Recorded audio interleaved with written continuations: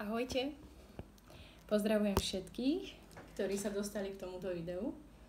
Každého človeka, kto ma možno ešte nepozná, každého človeka, ktorý ma pozná, všetkých mojich známych, rodinu, bratov, sestry. Nech už ktokoľvek si zabol toto video, tak vás srdečne pozdravujem a ďakujem vám za váš čas. Chcela by som povedať, že dlho som sa nezdieľala takto na videu a skôr tak v ústraní a s súrodencami a rôzne a video som dlho nerobila, ale dnes a vlastne už včera mi Pán Boh dal na srdce niečo, že mám to s vami zdieľať. Mám to zdieľať so svetom, mám to zdieľať so súrodencami a chcem o tom hovoriť. Začalo to včera, keď som čítala deťom detskú Bibliu pred spaním a čítala som im o potope. Ale čítala som im aj o tom, že Boh je spravodlivý a spravodlivého zachránil. Ale potopa musela prísť na svet. A proste sme čítali si toto a rozoberali sme to a o tom chcem s vami hovoriť. Pretože vidím v tom, aký je Boh spravodlivý. Vidím v tom, že On je súdca celej zeme a spravodlivo bude súdiť všetko vo svojom čase. A vidím v tom, že jeho srdce není také, že by bol, ako to povedať, pomstychtivý zlý Boh, ktorý chce zabíjať alebo niečo také. Nie. Vidím v tom, že Boh je milujúci a veľmi miluje človeka. Ale Boh nenávidí hriech. A Bohu sa nepáči, že na zemi, ktorú stvoril, sa pácha hriech. Že ľudia proste robia zlo a zlo a zlo. A o tom chcem teda s vami hovoriť. A robila som si pred chvíľou poznámky o tom, čo mi ukazoval a o tom, čo chcel, aby som sa s vami zdieľala. Takže začneme Bibliou. Keď si nalistujeme Genesis, 4. kapitolu, a v 8. verši vidíme, že Kain povstal na Ábela, svojho brata, a zabil ho. Kain zabil svojho brata. Ábel a Kain. Isto niekto ste už o tom počuli, niekto možno ešte nie, ale proste bola Adam a Eva a mali deti. A v srdci Kainovom bolo niečo ako hriech. Hriech. V jeho srdci proste bolo, že žiarlil na brata, rozhneval sa na brata a spôsobilo to, že svojho brata zabil. A Bohu sa to nepáčilo. Samozrejme. Boh nestvoril človeka preto, aby ľudia si navzájom ubližovali. Proste nie. A keď sa budete čítať, prečítajte si ten príbeh sami, nalistujte si kľudne Genesis 4. kapitolu, prečítajte si ten celý príbeh sami. A ja, čo mňa sa dotklo môjho srdca, je, že áno, Kain povstal na Ábela, svojho brata, a zabil ho. Ale Boh išiel za Kainom. Stretol sa s Kainom a hovoril s ním o tom, a povedal mu, čo si to spravil. Prišiel a pokarhal ho a dokonca ho za to potrestal. A Bohu to nebolo jedno. A povedal Kainovi, hlas krvi tvojho brata volá ku mne zo zeme. Bohu to nebolo jedno, že Ábel bol zabitý. V žiadnom prípade. A tu som chcela začať celý tento príbeh, pretože keď Boh stvoril človeka a ľudia žili s Bohom v raji, tak tam ešte v raji hriech nebol. A Boží zámer nikdy nebol, aby bol hriech, aby bolo zlo, aby ľudia si ubližovali, kradli, zabíjali, podvádzali, hocičo, čo napríklad teraz vidíme vo svete. Toto nikdy nebola Božia vôľa, že toto alebo takýto život chce Boh pre človeka. Proste nie. Ale vstúpil hriech do človeka a s hriechom prišla skaza. S hriechom prišlo to všetko. Ten smútok, bolesť, utrpenie, zlo, všetko proste a smrť, všetko toto prišlo spolu s hriechom. Áno? A keď ideme ďalej, tak vidíme, že bol Ábel a Kain, prvé deti Adama a Evy. Vidíme, že jeden bol spravodlivý, druhý nebol spravodlivý. Ten, ktorý nebol spravodlivý, bol za to od Boha potrestaný. Prečítajte si to. Čiže Boh na to nekúkal len tak, že aha, on si zabíja, nebudem to riešiť. Boh to riešil. A keď ideme ďalej do Genesis 6. kapitola, chcem hovoriť o tom, že ľudia sa stali veľmi bezbožnými. Vadili sa, bojovali, kradli, klamali jeden druhého, podvádzali, boli veľmi skazení. A Boh oľutoval, že stvoril človeka. Keďže človek je naklonený k tomu, aby robil zlo, tak Boh sa rozhodol, že vtedy, pred potopou, sa Boh rozhodol, že keď to je takto, tak on musí človeka zahubiť. No, Boh je spravodlivý. A medzi ľuďmi bol niekto, kto bol spravodlivý a volal sa Noé.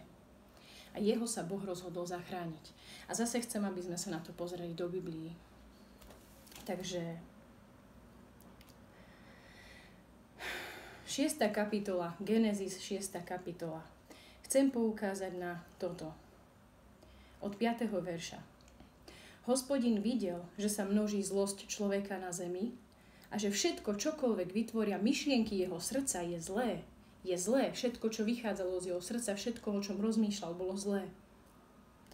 Po všetky dni. A Hospodin oľutoval, že učinil človeka na zemi a mal bolesť vo svojom srdci. Čiže vidíte, Hospodin oľutoval, že stvoril človeka. Nie preto, že nechce, aby ľudia žili, ale on videl, že tí ľudia majú v srdci iba zlo. Chcú páchať iba zlo a robili iba zlo. Hej? A ono není to, a zase to tu ukazuje na Boha, ktorý je sudca, ktorý je prísny. Ale ukazuje to tu na Boha, ktorý je úžasný, Boh, Otec, milosrdný, láskavý. Milosrdný chcem zdôrazniť. On nemá v záľube zahubiť hriešnika. Jeho záľube je zachrániť hriešnika od tých hriešnych ciest a dať mu kráčať spravodlivo. Naučiť ho tej ceste spravodlivosti a nie tej ceste skazy. Také je Božie srdce. Milosrdné, on chce človeku pomôcť. A toto tu aj čítame, že aj keď Boh zmýšľal, že ako tu bolo, že ľutoval učiniť človeka na zemi, že učinil toho človeka na zemi a že proste privedie potopu. Keď toto zmýšľal Boh, presne v tom istom čase mal bolesť vo svojom srdci. Tak veľmi mu na človeku záleží. A tak veľmi ho to bolelo. Pretože on človeka, keď stvoril, on človeka miluje. Stvoril ho na svoj obraz. Stvoril ho ako, že aha, ja som vás stvoril, ja som vás otec. Toto všetko som vám dal im rajskú záhradu, dal im všetko. Hej? Čiže Boží zámer nikdy nebol, aby sa človek mal zle. Nikdy. A teda Boh mal bolesť vo svojom srdci. A vtedy si Hospodin riekol, zahľadím človeka, ktorého som stvoril z tvári zeme. Zahľadím všetko, od človeka až po hovedo, až do zemeplazu, až do nebeského vtáka, lebo ľutujem, že som ich učinil. A čítali sme si, Boh mal bolesť, pretože v srdci človeka sa rozmnožil hriech, zlo, neprávosť, svojvôľa a tak ďalej. Hej? Čiže Boha to trápilo. No. A ideme čítať ďalej. Ideme do Genesis 7.1. Uvedenie potopy je nadpis. Potom riekol Hospodin Noachovi, vojdi do korábu ty i celý tvoj dom, lebo teba som videl spravodlivého pred sebou v tomto pokolení. Čiže, keď Boh si zaumienil, že bude potopa, tento svet bude zničený, pretože je rozmnožené zlo, hriech a toto všetko, ten, kto je spravodlivý, nebude zahladený. A Boh je spravodlivý. A preto išiel za Noachom a povedal mu, teba som videl spravodlivého. Noach bol spravodlivý, Noach poslúchal Boha, Noach žil spravodlivo.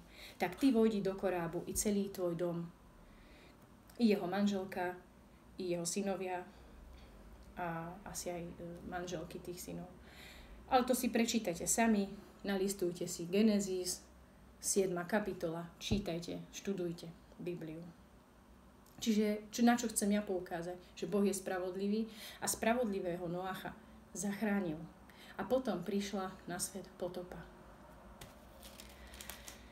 Tak, a k čomu chcem prísť až teraz, k tomuto veku, v ktorom my žijeme teraz, je, že Ježiš nám povedal, ako bolo za dní Noého, tak bude aj za dní príchodu Syna človeka. Syn človeka je Ježiš. Ježiš príde. Uvidí ho prichádzať každé oko. I ja, ktorá už v Neho verím, i ľudia, ktorí v Neho neveria, všetci uvidíme prichádzať Ježiša. A keď on príde, bude spravodlivo súdiť a nastolí spravodlivosť. Ale ešte okrem toho, že nastolí spravodlivosť, Biblia nám jasne hovorí, a nie len v tomto, čo vám teraz prečítam, ale aj v iných pasážach. Keď budete čítať Evangelium, dočítate sa k tomu, že čo príde, keď príde Ježiš. A o tom chcem čítať. Čiže Ježiš povedal, že takisto bude pri jeho príchode a pri skonaní sveta. Takže, Matúš 13:49. Nalistujte si Matúš 13:49. Píše sa, tak bude pri skonaní sveta. Výjdu anjeli a oddelia zlých spomedzi spravedlivých. A uvrhnú ich do ohnivej pece, tam bude plač a škrípanie zubami. Anjeli prídu na konci sveta, pri skonaní sveta a oddelia zlých od spravodlivých. Oddelia ich proste. A keď ideme troška dopredu a budeme si čítať Matúš 13:37, tam začneme. Ale ešte predtým, než začneme v Matúšovi 13:37, chcem povedať, že veľa ľudí má dojem, že zlo sa vo svete šíri obrovskou rýchlosťou. Proste, alebo že všade iba vidíte zlo. Hej? A že dobro víťazí kde len tu. Áno, je aj dobro, ale zažívame veľa zla na tomto svete. A niektorí ľudia idú až tak ďaleko, že sa Boha otvorene pýtajú, že prečo Boh, ktorý vidí toľko zla a utrpenia, toľko nespravodlivosti, čo sa deje, prečo Boh nezakročí hneď a zaraz, hneď a teraz, keď vidí, čo sa deje? Že ako sa môže Boh pozerať na toľké bezprávie, na toľké utrpenie, na tú nespravodlivosť, na to násilie, proste na tie vraždy, krádeže, podvody, na to všetko, hej? Ako sa Boh na to môže pozerať, hej? Ľudia tak rozmýšľajú. Že keby bol Boh, tak by toto nebolo. Hej, toľkokrát, to isto si veľa ľudí, hej, niečo takéto premietlo v hlave. Potom prečo tí nemajú, prečo tí sú bohatí, prečo tí sú hladní, hľadujú, prečo je to, hej. Že keď je Boh, prečo toto je vo svete? Určite ste si takú otázku niekedy položili. Takže, Boh by mohol zakročiť.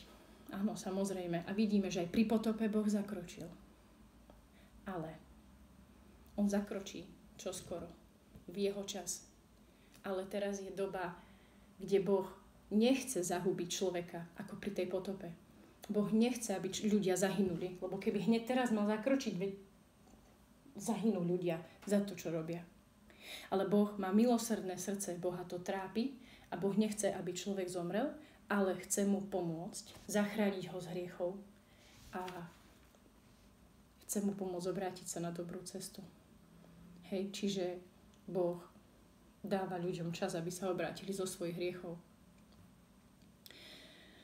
A teda áno, Boh by mohol zakročiť, ale nesmieme zabudnúť, že nám ľuďom dal slobodnú vôľu. Každý jeden človek máme slobodnú vôľu. A s ňou nám dal aj možnosť výberu. Ja sama sa rozhodujem, či budem žiť tak, ako chce odo mňa Boh, alebo budem konať, čo je zlé a nespravodlivé. Áno? A Ježiš nám o tom hovorí v Evangelium podľa Matúša, o ktorom chcem s vami hovoriť teraz. A teraz si ho prečítame. Ideme do Matúš, 13. kapitola, 37. A on odpovedal a riekol, Ježiš, svojim učeníkom. Ten, kto rozsieva dobré semeno, je syn človeka. A pole je tento svet. Dobré semeno sú synovia kráľovstva, to znamená tí, ktorí už sú Ježišom, tí, ktorí už sú ospravedlnení od hriechu, tí, ktorí žijú podľa Božej spravodlivosti, tí, ktorí poslúchajú Ježiša, áno, ktorí poslúchajú Ježiša. to sú synovia kráľovstva a kúkoľ sú synovia toho zlého. A nepriateľ je ten, ktorý nasial ten kúkol. Čiže ktorý ich nasial je diabol. Nepriateľ, ktorý ich nasial je diabol. Žatva je skonanie sveta a ženci sú anjeli. Tak tedy, ako sa zberá kúkoľ a páli ohňom, tak bude aj pri skonaní tohto sveta. Syn človeka, čo je Ježiš, pošle svojich anjelov. Vyberú z jeho kráľovstva všetky pohoršenia i tých, ktorí páchajú neprávosť a uvrhnú ich do ohnivej pece. Tam bude plač a škrípanie zubami. Vtedy sa budú spravodliví skvieť ako slnko v kráľovstve svojho Otca. Vidíme tu podobenstvo o kúkoli. A vidíme, že Ježiš, keď príde, nastolí svoju spravodlivosť.